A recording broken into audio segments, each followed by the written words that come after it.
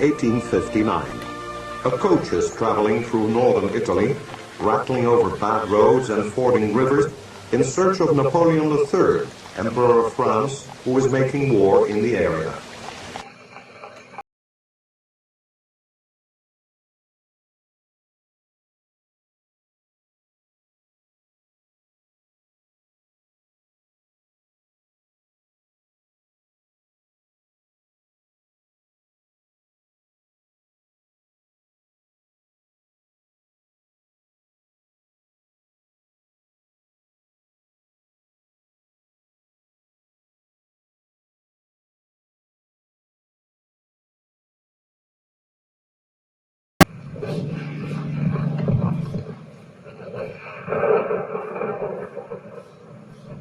By evening, all that is left on the battlefield is thousands of dead and dying men.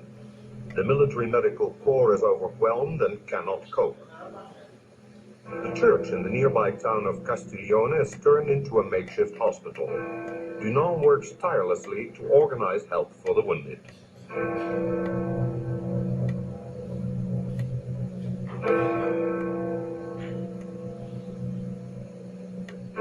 He does whatever he can to help and comfort the victims, along with simple gestures like taking down messages for their families.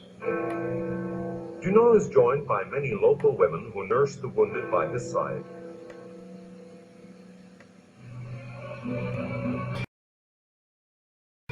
On his return to Geneva, Dunan describes what he has seen in a book, which is published in 1862. He proposes that a society of volunteers be established in every country to protect and look after people wounded in war. Thus, a truly great idea is born.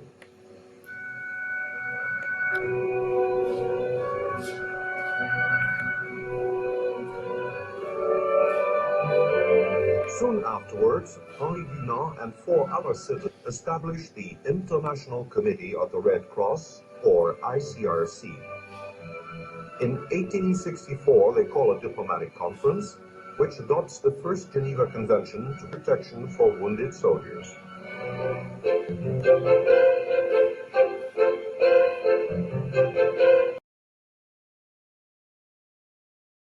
Today, there are 4 separate Geneva Conventions. They protect wounded and sick soldiers on land,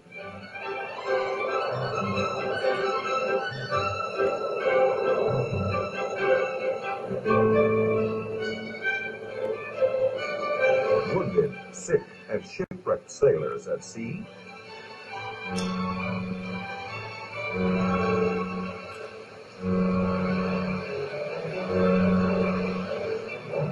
prisoners of war,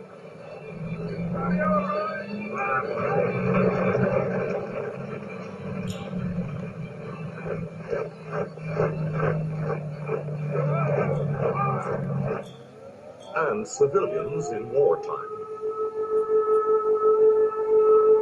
To supplement these conventions, which were adopted in 1949, 2 further treaties have been added since. Meanwhile, the International Committee of the Red Cross has greatly expanded its activities, but its mission is still the same: helping victims of armed conflict. It does this by providing civilians with material and medical aid.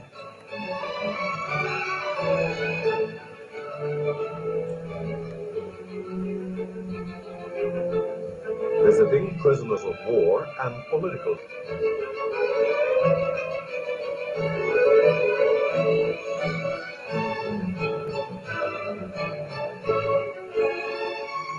Forwarding messages between members of separated families and, whenever possible, reuniting them.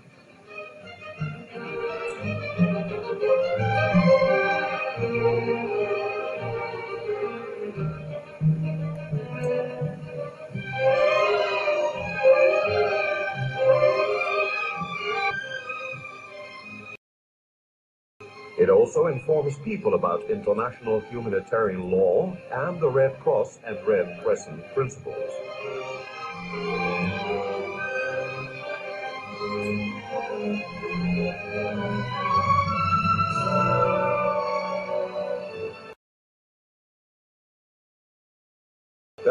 over 150 National Red Cross and Red Crescent societies throughout the world. They are active in wartime, but they also have many peacetime activities, such as blood donation and disease prevention campaigns.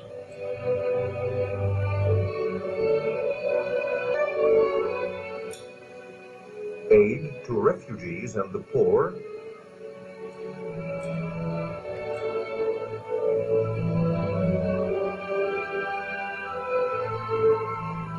and also first aid wherever it's needed.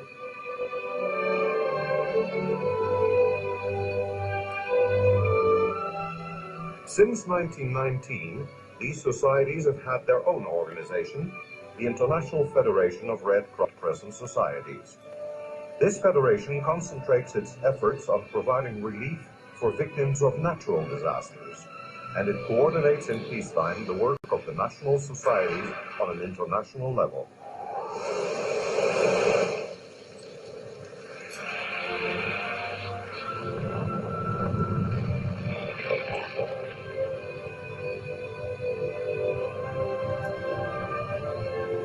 Today, hundreds of thousands of volunteers around the world have made the dream of Henri Dunan come true. Together, they form the International Red Cross and Red Crescent movement.